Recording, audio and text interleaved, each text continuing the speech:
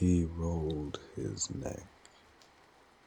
He dialed Everest on speakerphone and set the phone on the step beside him and worked at the knot on his second boot.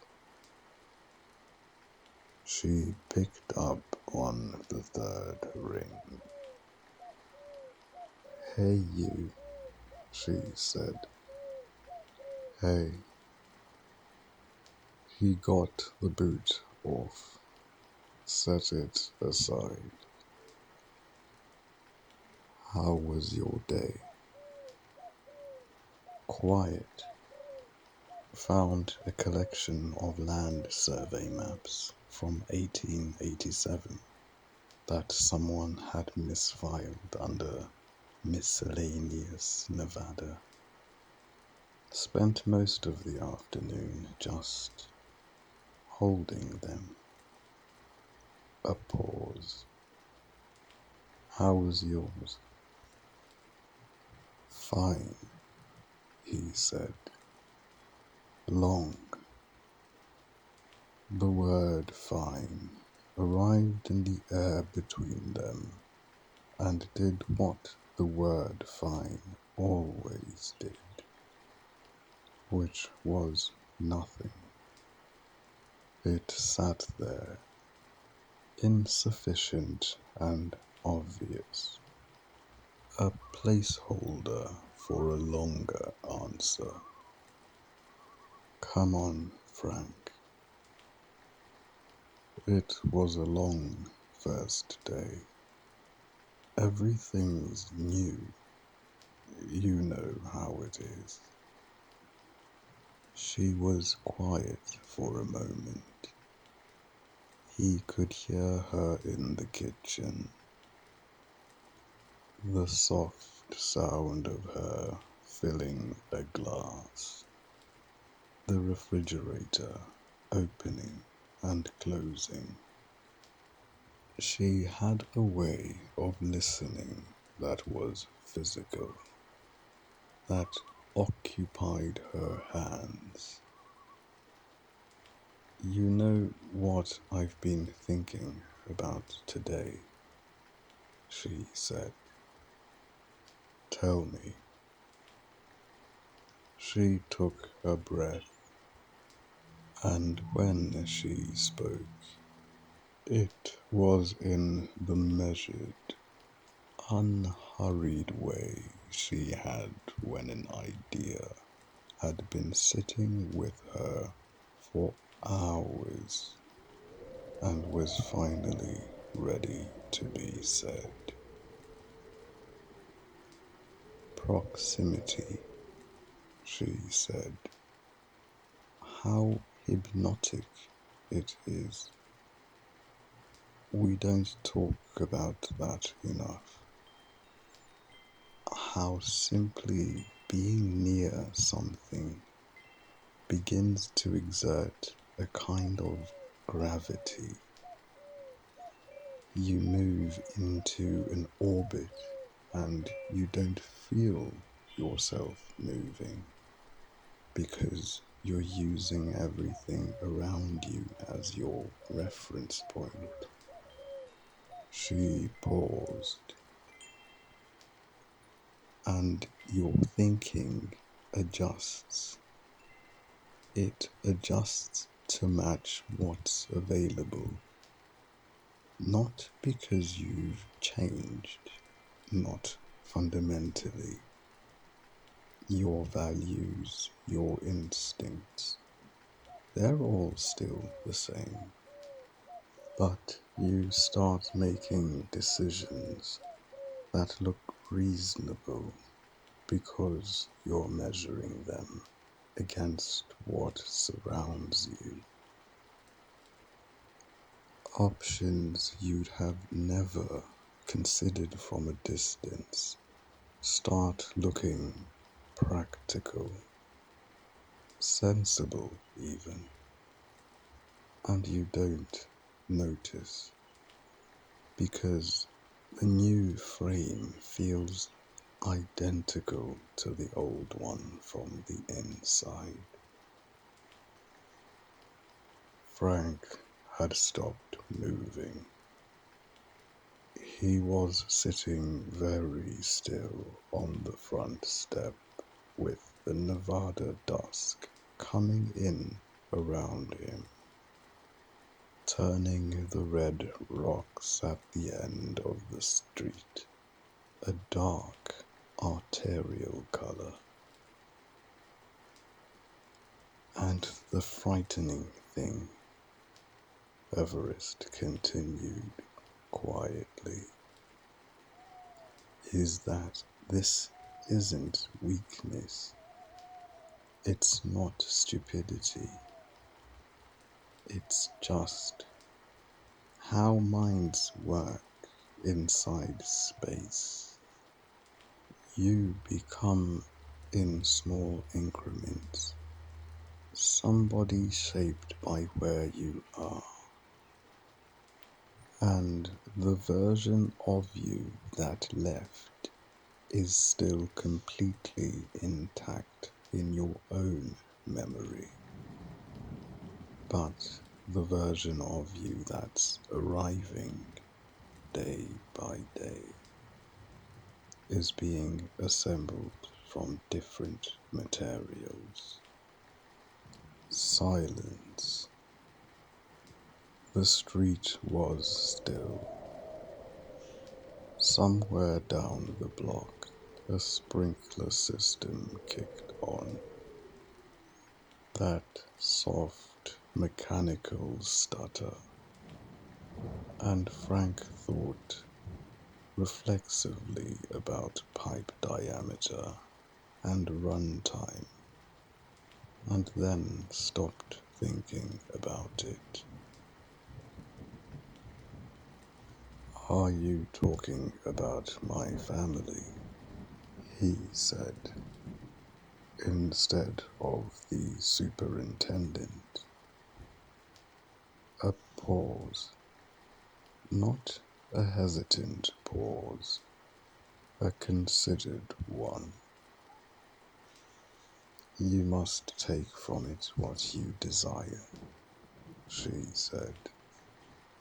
But yes, I am worried.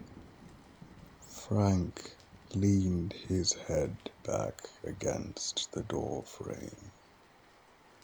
Above him, the sky was doing its Henderson thing, going colors it had no right to.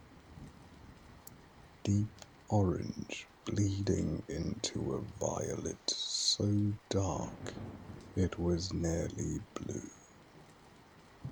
The kind of sky that looked designed, that looked argued for. People aren't controlled by their surroundings, he said. He said it without heat, because he didn't have heat left in him tonight. If that were true, nobody would have an actual identity. You'd just be whoever the room decided you were. Everest considered this. He could feel her considering it. The particular quality of her silence when she was turning something over rather than dismissing it. Maybe, she said, and her voice had softened, lost the philosophical edge, come back to just her. Maybe I'm catastrophizing. Maybe, he said, a little. She made a sound that was almost a laugh. Not quite, but close enough. I love you, she said. I love you. He picked up the boot. Get some rest. You too. The call ended. Frank sat for another moment in the cooling air. One boot on and one boot off, looking at the sky loose in its colors one by one. Then he went inside to wash up for dinner. The roast smelled like his childhood, which was either comforting or a warning, and Frank hadn't yet decided which. His mother had been at it since mid-afternoon. He'd heard the oven door, the particular percussion of her in the kitchen, the low singing she did without knowing she was doing it. He'd washed up and come downstairs, expecting the three of them at the table. The low-key Tuesday version of his family, and had been taking his seat when his mother touched his arm. Just wait a minute, sweetheart. He waited. He heard the front door before he heard the knock. Marcus talking before he was fully inside. His voice filling the hallway ahead of him, the way weather fills a hallway. Rain announcing itself before the door opens. His mother rose from the table like a plant towards light. Kristen came through behind him, carrying two large brown paper bags, both arms full, navigating the door frame sideways. And Frank was up from his seat before he'd decided to stand, crossing the room and lifting the bags from her arms. Oh, she looked up at him with genuine surprise, and then smiled, soft and private. Thank you, Frank. Don't mention it. Marcus was already at the table, mid-sentence to his mother about something that had happened with a supplier, and turned just long enough to gesture at the bags Frank was carrying into the kitchen. Bought you a roast and veg, Mom, for one of the nights.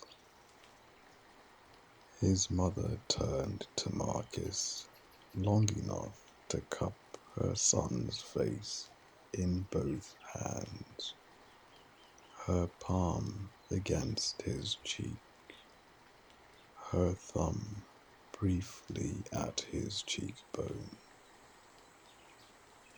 I made a roast tonight, as it happens, she said, delighted. But look at you. Look at this boy.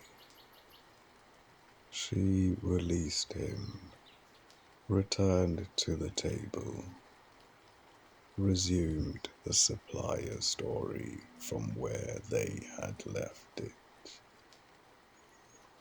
Frank came back from the kitchen and took his seat.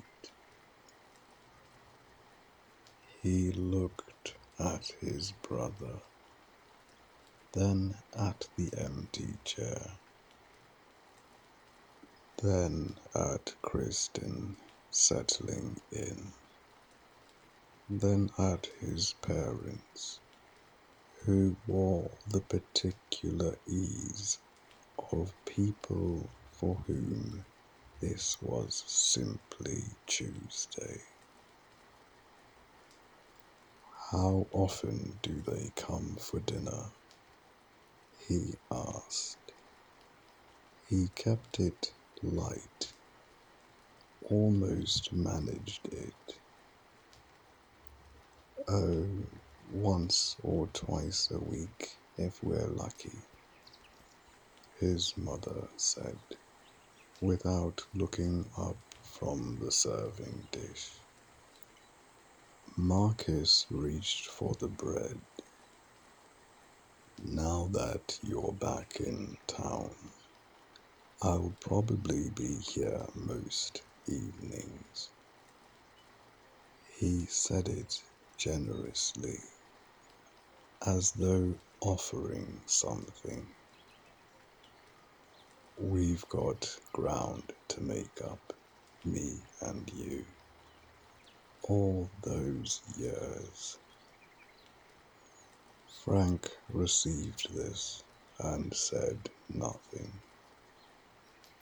He looked at his brother and thought about orbit, about gravity, about Everest on the phone that afternoon, saying you don't feel yourself moving.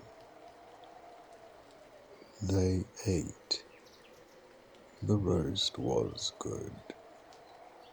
His mother's roast was always good. One of those unimpeachable facts of the universe. And for a few minutes, the table was occupied by the simple act of eating and the low, domestic sounds of a family at dinner. Then Marcus set down his fork.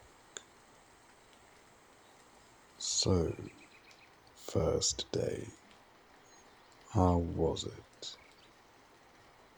Good, Frank said. Long.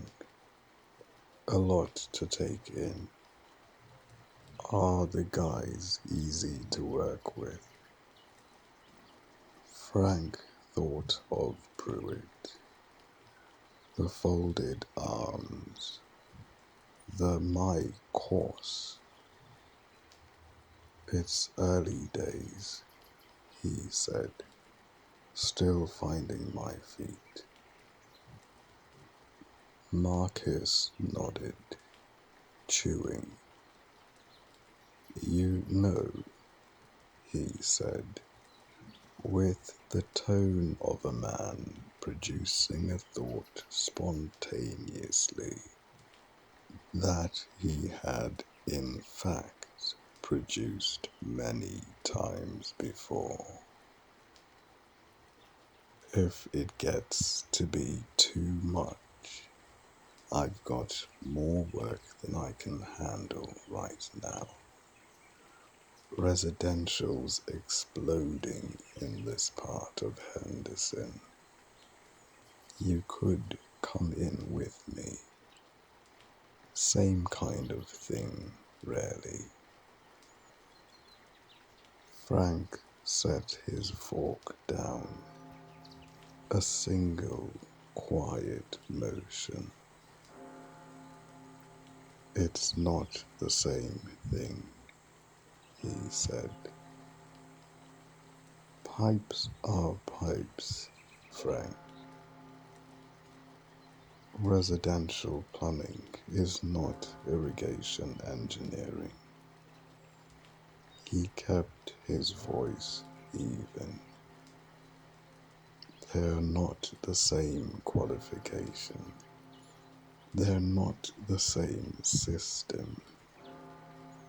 They are just not the same. Okay, all right. Marcus raised a hand. A gesture that was half concession and half dismissal. I own my business. I built it from nothing. I'm trying to offer you a line if you need one. And you're up here acting like Marcus. Frank's voice dropped a register, the way water drops pressure before it finds a crack. Like I'm beneath you when I'm just trying to help my brother. That's not what I said. Frank, his mother's voice, arriving from the head of the table like a ruling. You could stand to be a little more humble. Marcus is being generous. Frank looked at his mother, then at his plate. He picked up his fork. You're right, he said, in the tone of a man who has decided that the dinner table is not the geography for this particular argument. Thanks, Marcus. Marcus accepted this with a magnanimity that Frank found privately more irritating than the argument. His father cleared his throat softly. This golf course, he said, with the careful timing of a man who had learned to introduce subjects the way you introduce medications. Small doses, plainly labeled. Cowan House, very fancy place. Does working there mean you can use the club, the restaurant and such? Frank almost smiled. I don't know yet. I'll find out. It's probably not your scene, Dad, he added, and it was meant kindly, was genuinely kindly meant. What does that mean? Marcus said. It just means that's gatekeeping, Frank. I wasn't. Dad asks a perfectly reasonable question, and you decide what his scene is. Marcus shook his head with a theatricality that was, in its way, impressive. Check if they can join, genuinely. If you're on the inside, use it. Frank looked across the table and found Kristen's eyes. She was looking at him with an expression he recognized with a jolt of unexpected solidarity. The specific, careful expression of someone who has lived adjacent to this dynamic long enough to have mapped all of its terrain, and who had privately determined that the best available response was a very small, very controlled smile.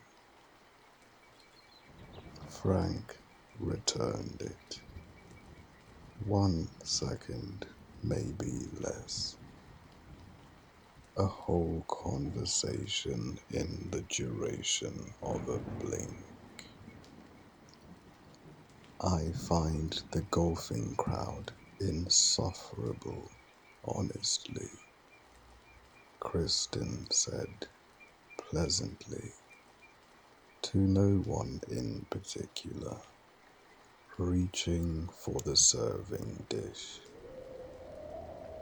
You should meet the ground staff, Frank said. Saves you having to go near the clubhouse. Are they worse? The help has fully absorbed the hierarchy.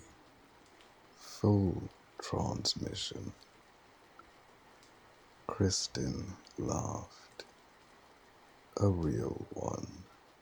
Unguarded, her head tilting back slightly.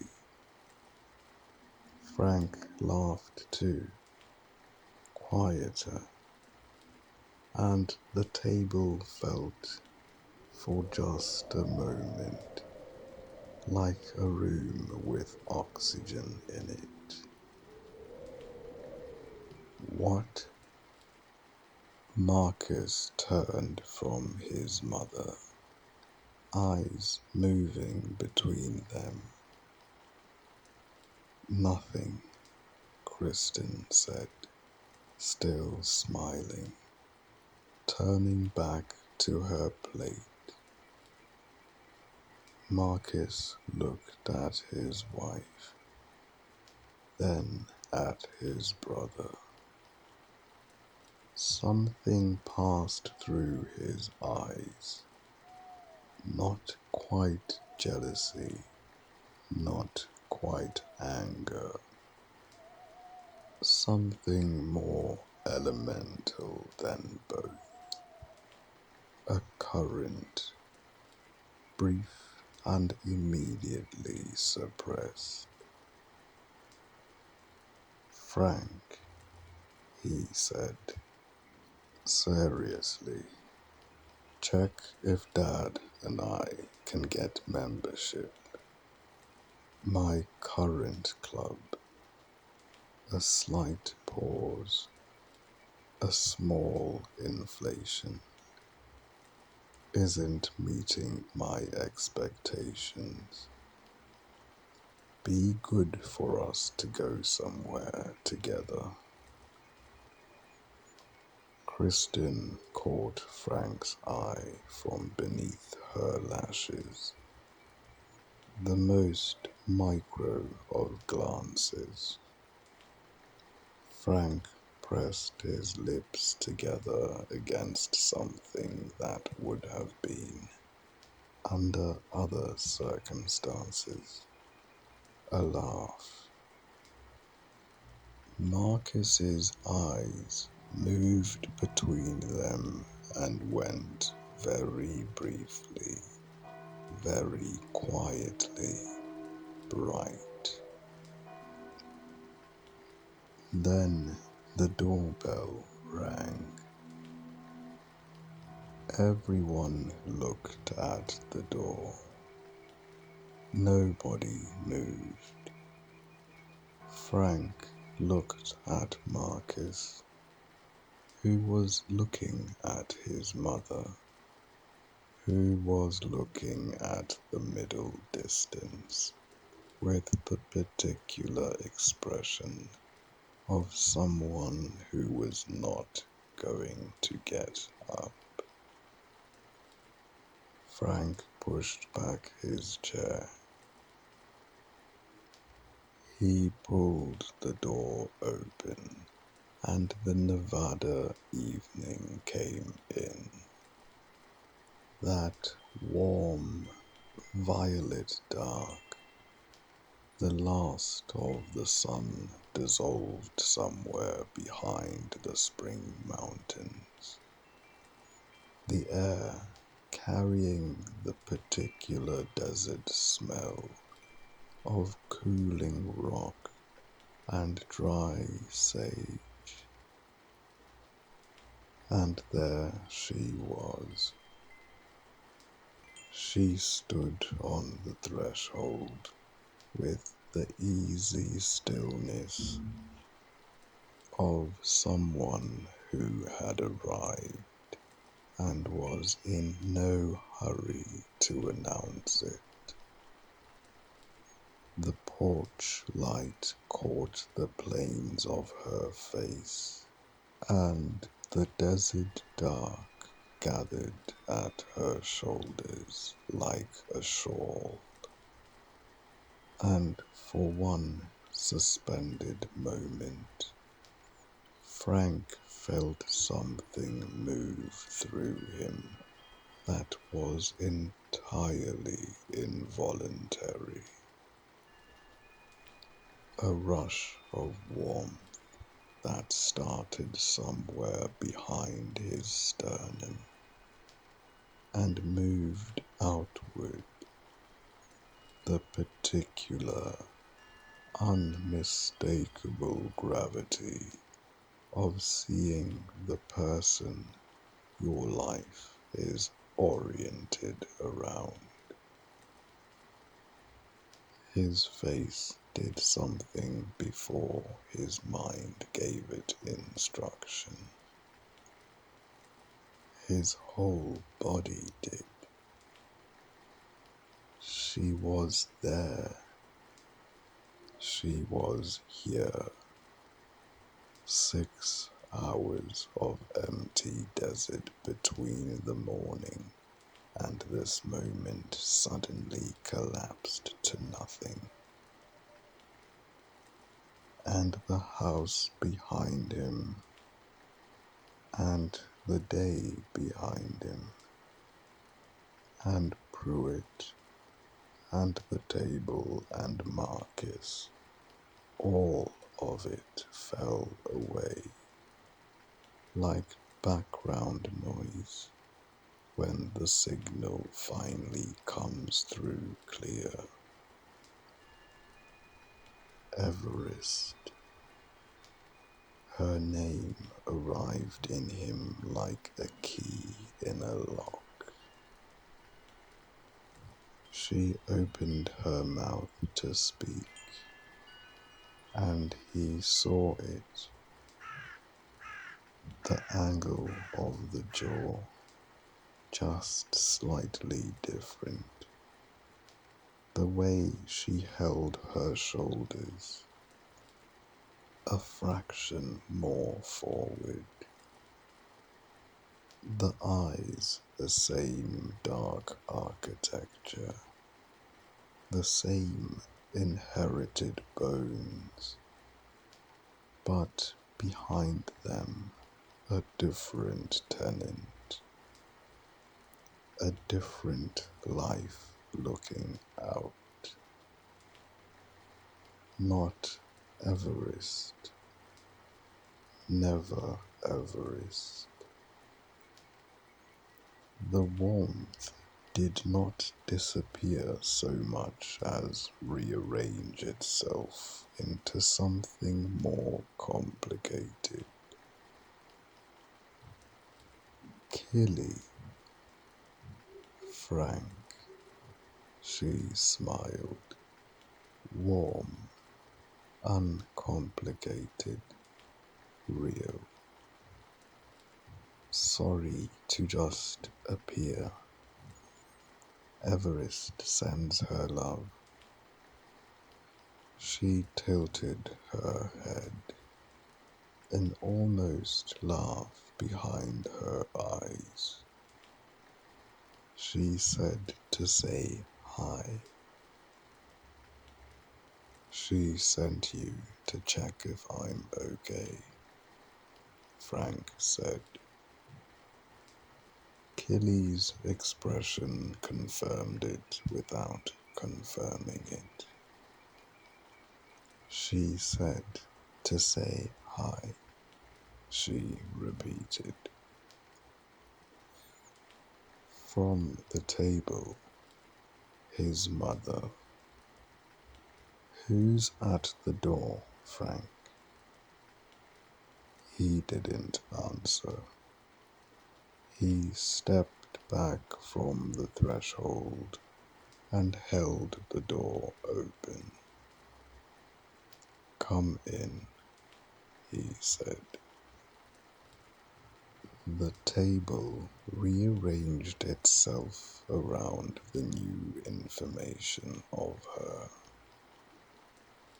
She moved through the room with a quality Frank had never observed in her at close range.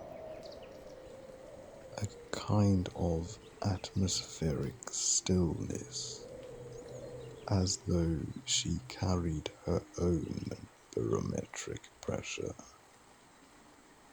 and it was set several degrees calmer than the room she had entered.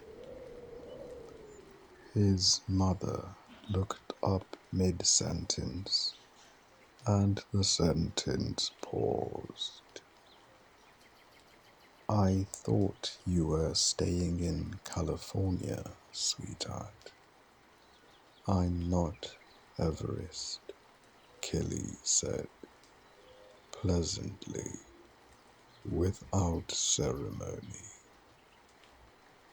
The relief that passed across his mother's face was so poorly concealed. It was almost architectural. Marcus leaned back in his chair with the specific relaxation of a man who had just been informed the weather was not as serious as reported. Frank watched both of them and catalogued what he saw and said nothing. His father stood up. Kilimanjaro.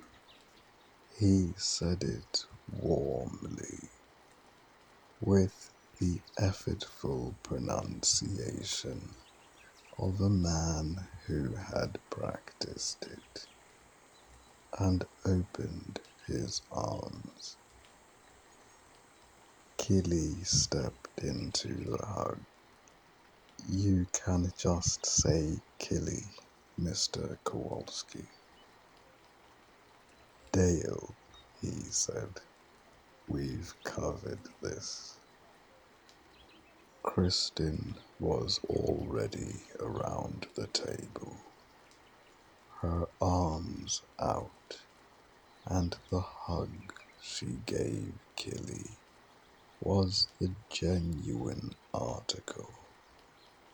No hierarchy in it, no temperature taking. Sit down. Let me get you a plate. I'm not staying long. Sit. She sat, and the table improbably changed. Killy didn't say much. She had a way of listening that created space, that invited the people around her to come down a register without realizing they were doing it. The conversational equivalent of a hand placed lightly on an arm. His mother asked about Everest with studied casualness, and Killy answered adjacent to the question without quite answering them, with a grace that Frank found, watching it, quite remarkable. He had never seen this side of her. He had known her as Everest's sister, as the face in the wrong context, as the polite discomfort of a house he visited twice a year. He had not known her as this, as a woman who could walk into a room like his family's and, through no particular action, make the room behave. He found himself grateful she had come, though he was careful not to look at her face for too long. He walked her to the door when she rose to leave. The others still at the table behind them, the low current of conversation continuing without them. "Thank you," he said, and meant it entirely. Killy turned at the threshold, the night at her back again. "She worries," she said simply. "I know. You should come by if you need a break." She said it the way she said everything, without pressure, without agenda. An open door stated once and not repeated. I appreciate that. She searched his face for a moment, not intrusively, just an honest look, the kind that registers more than it asks. Then she nodded once and turned and walked down the path toward her car. The desert swallowed her easily. Frank watched until the car turned out of the street. He stood there a moment with his hand on the doorframe and the night pressing in and Everest's face rearranging itself slowly back into the correct configuration in his memory. Then he closed the door. He walked back to the table. No one said anything, but they were all there. His mother, his father, his brother, Kristen, and as Frank crossed the room, he felt their eyes move to him in small, subtle rotations. The way instruments move toward a signal, not questions asked, just glances held a bit too long. Just the quiet, collective attention of a family sitting with something they had yet decided how to say. Frank stopped at the foot of the stairs. "Good night," he said. He went up.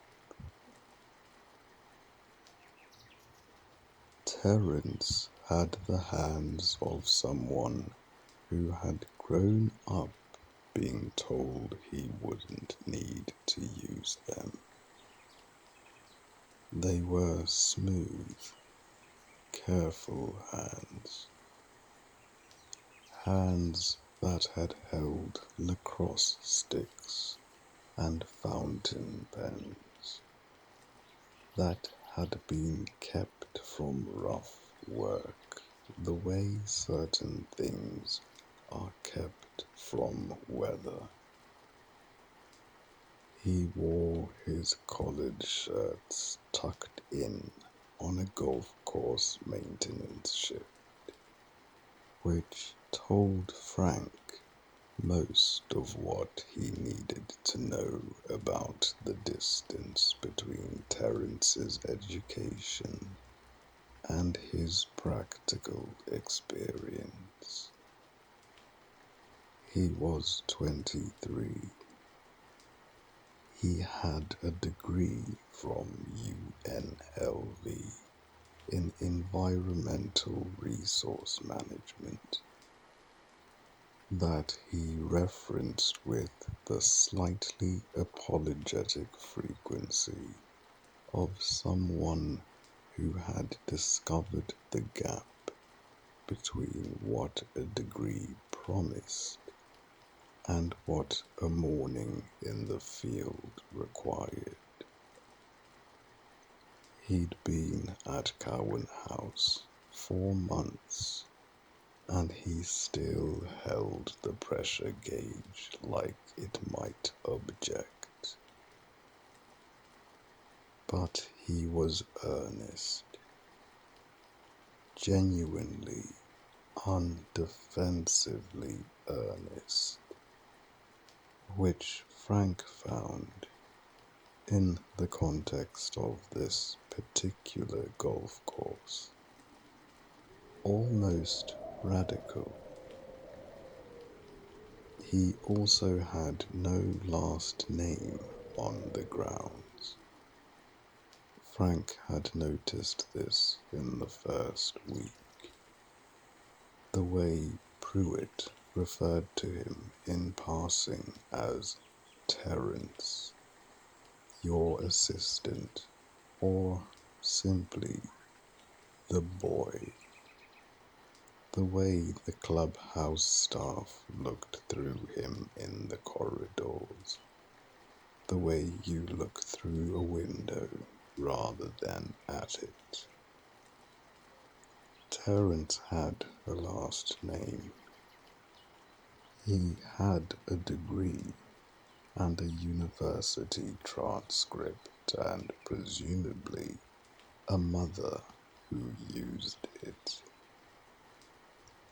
On the grounds of Cowan House Country Club, he was Terrance. And that was the full width of the identity the establishment had made available to him. Frank called him by his last name when they were alone. Albright. Terrance didn't comment on it, but something in him received it. Working with Terrance, Frank had decided, was like doing two jobs simultaneously.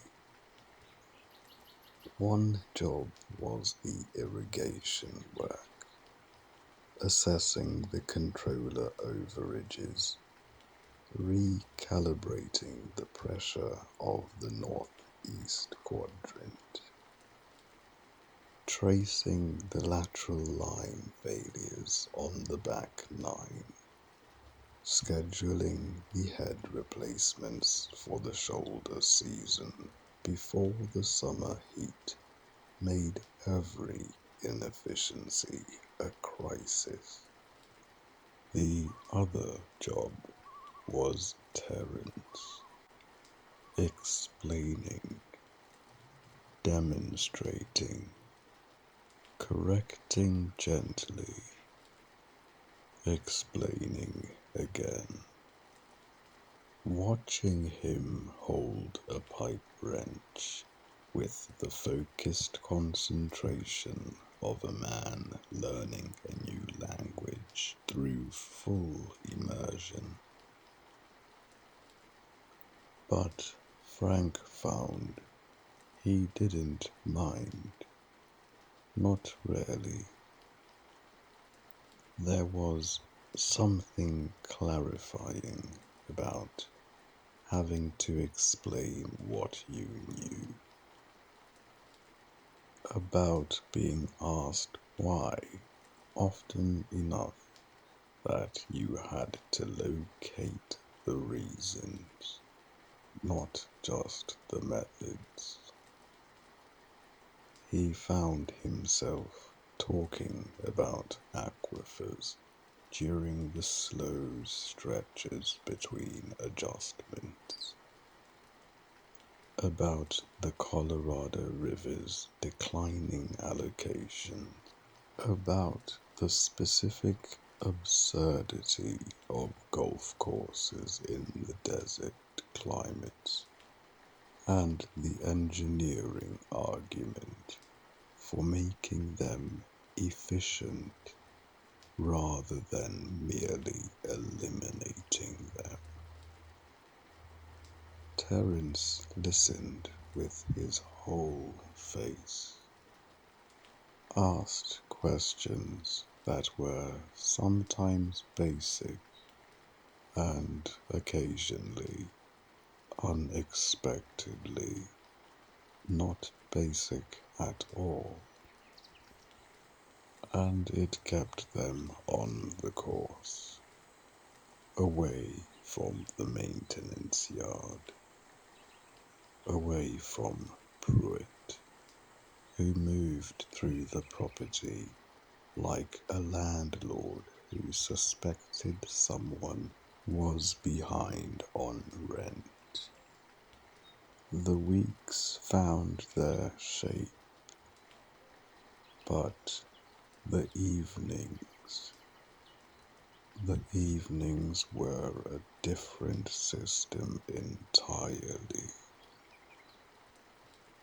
It began subtly, the way most erosions begin, not with a single event, but with an accumulation of small ones, each individually dismissible, each leaving a faint residue.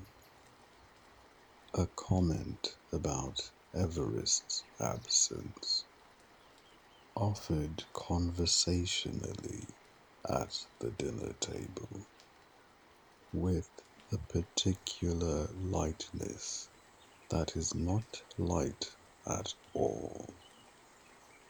Still enjoying California, is she? His mother not looking up from her plate. She must love it out there. The pause after, the unsaid thing occupying the pause like furniture. Then she seemed like a homebody when I met her. I always said that about her. Frank had no memory of his mother saying this about Everest at any point in the 9 years he had known her, and he was quite certain it had not been said. But it arrived at the table as established fact, as something retrieved from the record rather than invented, and the table received it as such.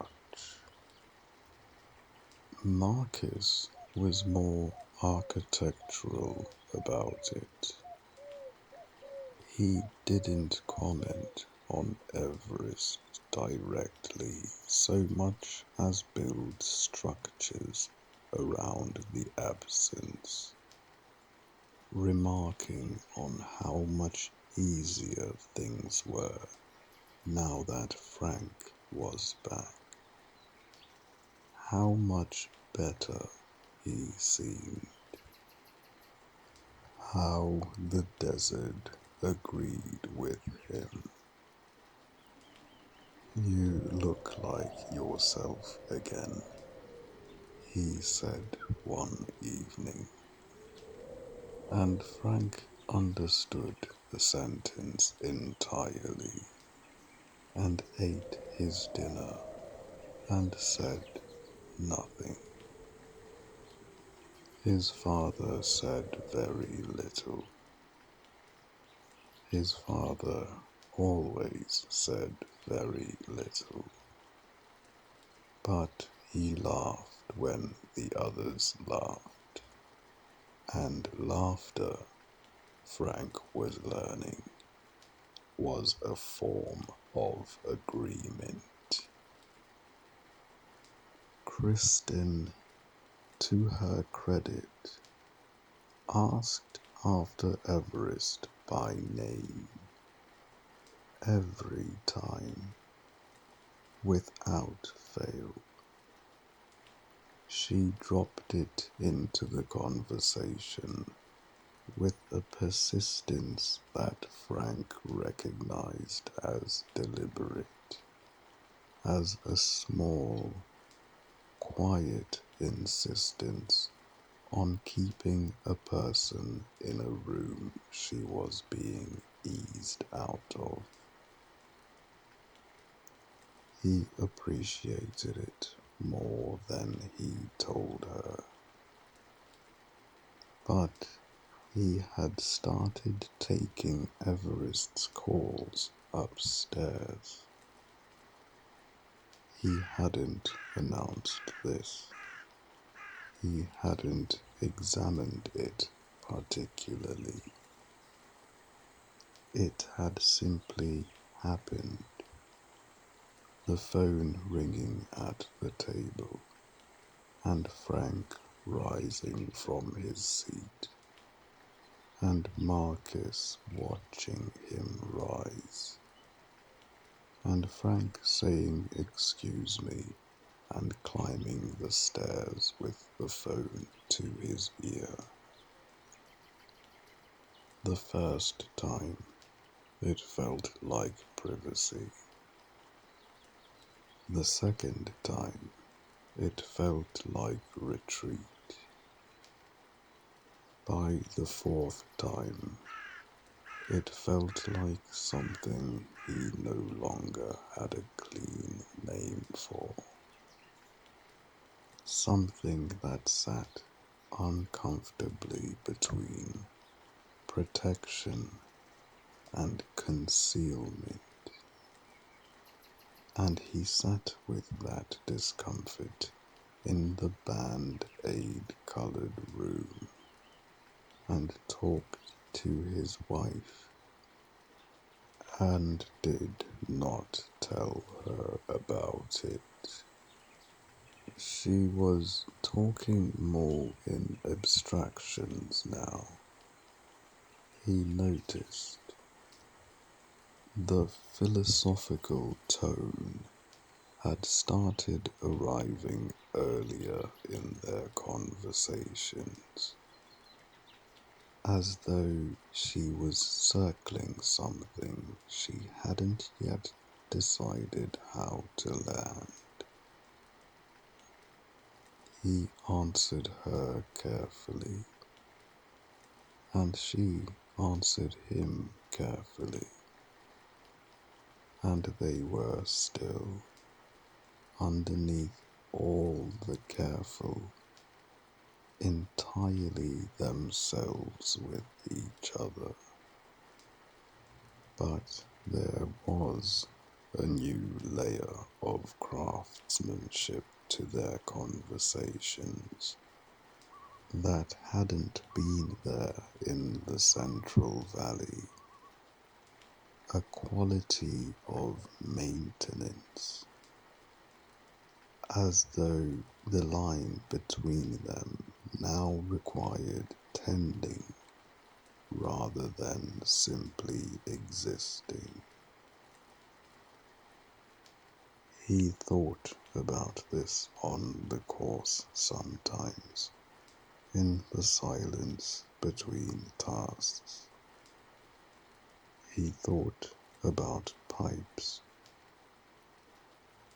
about how a system under pressure didn't announce its stress. It simply found, over time, the smallest available weakness and went there. He and Terrance were replacing a lateral line on the 17th fairway when his phone rang from a number he didn't recognize. This is Kowalski. Mr. Kowalski, this is Sasha at the front desk. You have guests up at reception. A pause, professionally neutral. Mr. Pruitt asked me to have you come up. Frank looked at the pipe in his hand, then at Terrance, who was looking at him with the attentive expression he wore when new information was incoming. On my way, Frank said. They loaded the tools into the cart, and Terrance drove, navigating the cart path from the 17th back toward the clubhouse. The white colonial face of it rising ahead of them, flag flying, the whole curated grandeur of it, sitting in the desert heat with its usual air of having decided the desert wasn't rarely applicable to it. You think it's someone important? Terrance asked. Frank was looking at his phone. I don't know. Pruitt called me to reception once for a blocked drain near the 6th, Terrance offered. I don't think that counts as guests. Probably not. The cart path curved around the edge of the putting green. Frank could see the entrance now. The glass doors, the blue and gold crest above them. All bright, Frank said. Yeah, whatever happens up there, stay quiet. Terrance looked at him. Okay, he said. Sasha at reception was a composed woman of about 30 who had developed, through professional necessity, a face that communicated exactly what it chose to communicate and nothing further. She met Frank's eyes as he came through the door, and something in her expression offered a small, practiced sympathy. Your guests are just by the lounge entrance, she said. I did call Mr. Pruitt first to locate you. He provided your number directly and asked that I have you come to reception to... She chose the next word with care. Manage the visit. Thank you, Sasha. He turned. Pruitt was standing 4 feet from the desk with his arms folded, wearing the expression of a customs official who has found something in the luggage. He was looking at the 2 figures near the lounge entrance with the focused attention of a man cataloguing inconsistencies. Marcus stood with his weight on 1 foot, talking to Pruitt with the easy confidence of a man who believed that being comfortable in a room was the same as belonging in it. He was wearing a collared shirt, a concession to the setting. Frank registered, and his phone in one hand, and was using the other to gesture as he spoke. He had the salesman's gift of manufacturing warmth in rooms where warmth hadn't been invited. Beside him, Dale Kowalski stood with his hands at his sides and looked around the clubhouse entrance with the honest, unaffected wonder of a man who found a thing impressive and saw no reason to pretend otherwise. He was wearing his good jacket.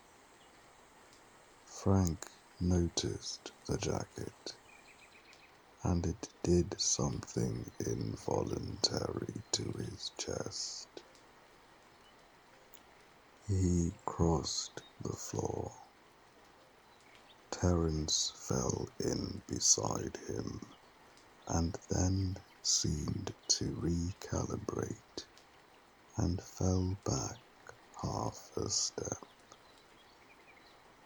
Frank touched his father's arm first. "Dad." Dale turned, and his face did the thing it did. The quiet illumination, the restrained version of joy that was somehow more affecting for its restraint. He clasped his son's hand in both of his. "There he is." Frank turned to Marcus. "What are you doing here?" Marcus spread his hands. "You said to check about the membership. I said I'd look into it. So I thought I'd come look at it with you." He said it smoothly, with the particular audacity of someone who has decided that confidence is retroactively equivalent to permission. Slow day at the office. When you run the company, you can afford those sometimes. This last part was aimed lightly at the room, at Pruitt, at anyone receiving. Thought Dad deserved a look at the place. Maybe around if there's availability. Pruitt's arms had not uncrossed. His eyes had not changed their customs official quality. He was looking at Frank with an expression that was a question shaped like a statement. Frank looked at his father's good jacket. He thought about saying it. The clean, direct sentence. "I didn't offer you a membership. I don't have the authority to offer a membership." This is not what he said. He assembled it, tested its weight.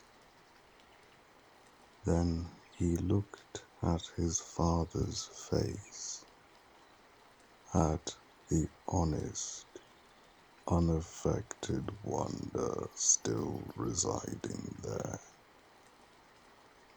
at the good jacket.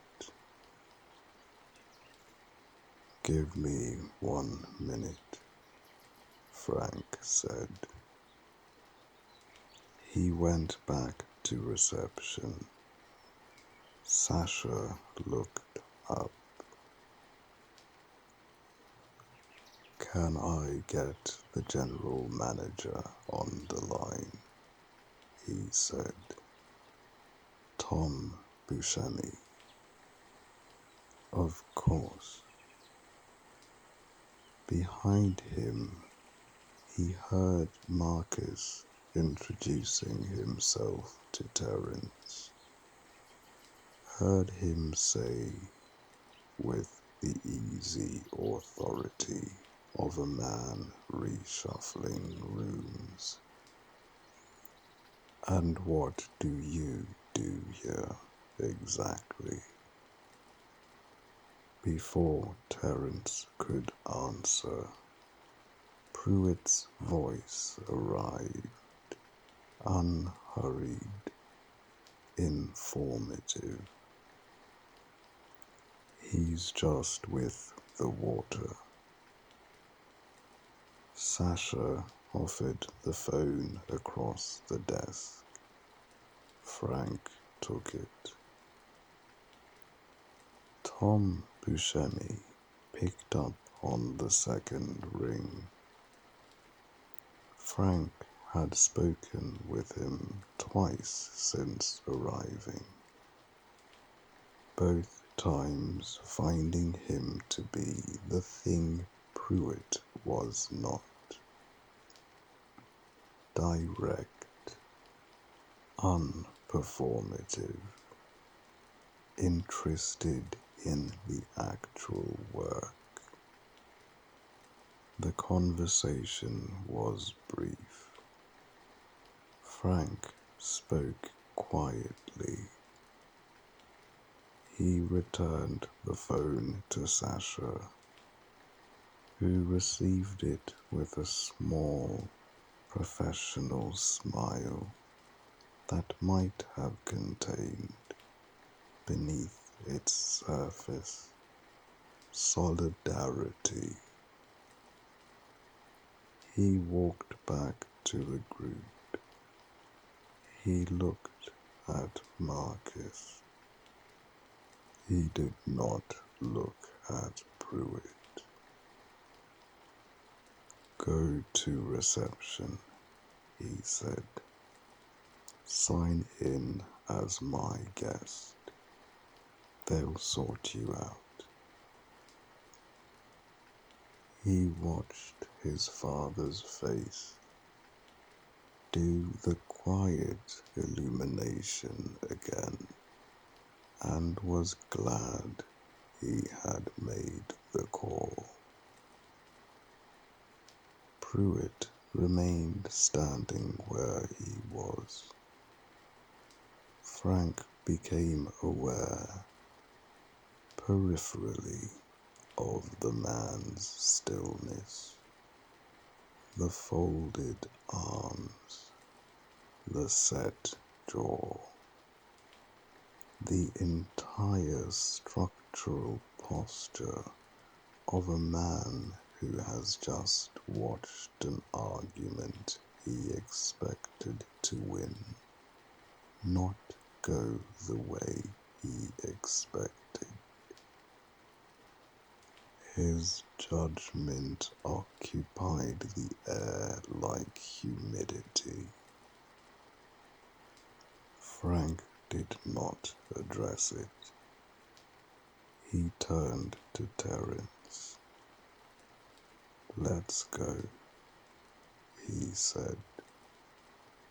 They made it 20 feet down the corridor before Frank stopped walking. "All right," he said. 2 minutes. Terrance stopped. Frank turned back toward Marcus, who was steering his father toward the reception desk with the proprietary ease of a man who had already decided this had gone well. Frank covered the ground between them quickly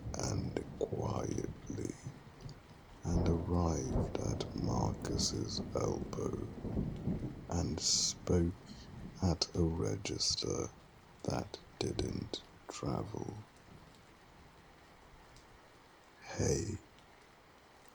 His voice had no heat in it, which was, in its own way, the heat.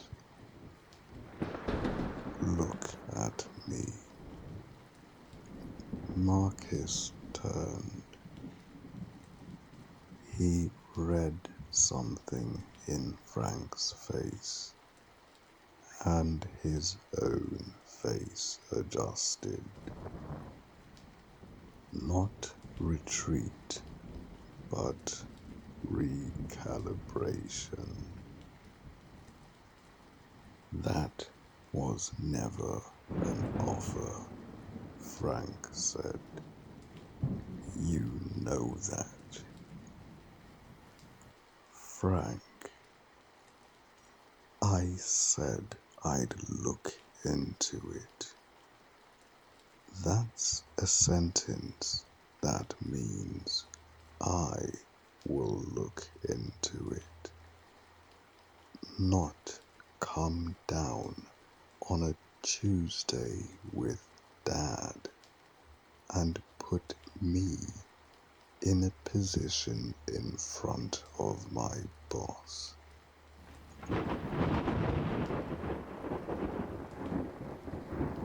The words came measured, low, each one placed with the deliberateness of someone who has decided that precision is more damaging than volume.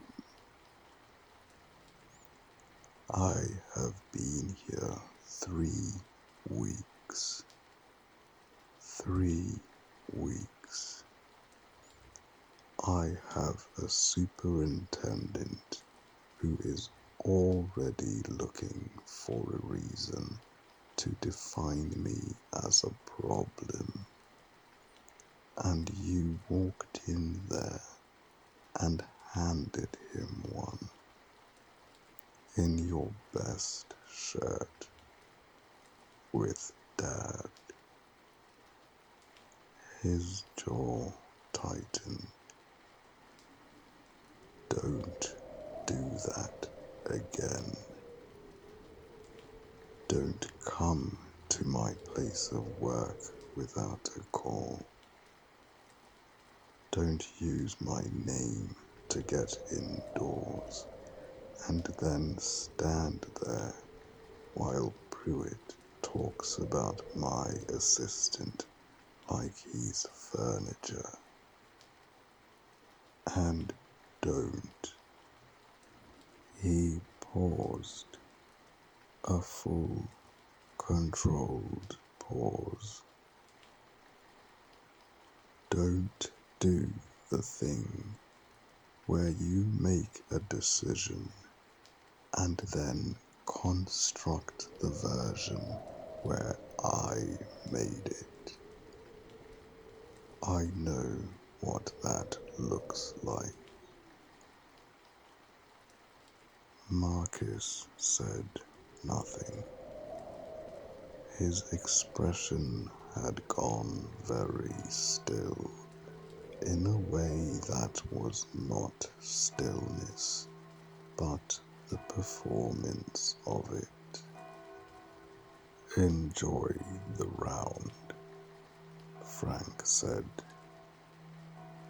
Take care of Dad. He held Marcus's gaze for one additional second. Not aggressive, just present, just entirely clear, and then turned and walked back down the corridor to where Terrance was standing very still with the expression of a man who had just witnessed a weather event he hadn't known was forecast. Dale watched his son go. He said nothing. He put his hands in his pockets. Terrance fell in beside Frank as they pushed through the side door and back into the Nevada sun. They walked to the cart. Frank picked up the pipe wrench he'd left in the tray. He looked at the 17th fairway, at the lateral line still waiting. "You all right?" Terrance said after a moment. "Fine," Frank said. He climbed into the cart. "Let's finish the 17." Terrance climbed in. He drove. He did not ask anything further, which Frank found, in that moment, to be the most professional thing he had done since arriving at Cowan House Country Club.